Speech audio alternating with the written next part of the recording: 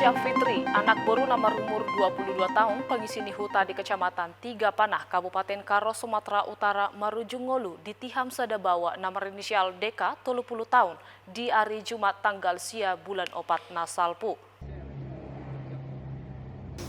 Songonom madi tahun si DK dung ditakuk polisi, ala ditihami bana dosa da anak boru sape Marujung Ngolu. Pola do dibodil polisi si majojak ni si DK ala sanga do ibana mangalo, tiki ditakuk polisi sian Polsek Tiga Panah di hari Minggu tanggal 10 sada bulan opat nasalpu.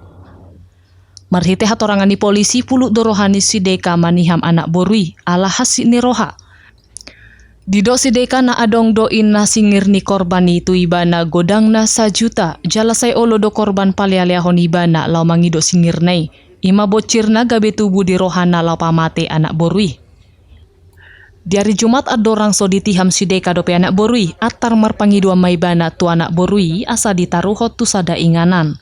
Alai dung hira di tengah dalan pitor ditiham ibana ma anak borui sape onom hali.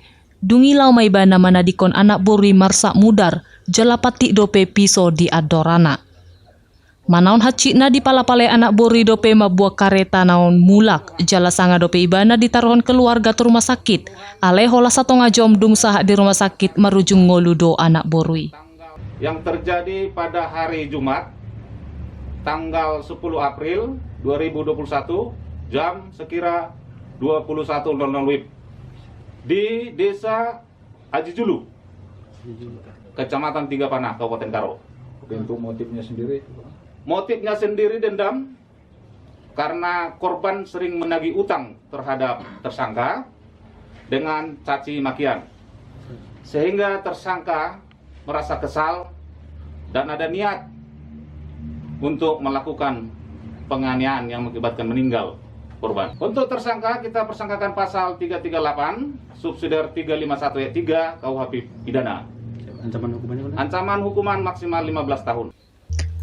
Dia peho polisi do pasal 338 dohot pasal 350 sada tu si DK hinorhon pabainan nai jala terancam do ibana diuhum 15 tahun hurungan.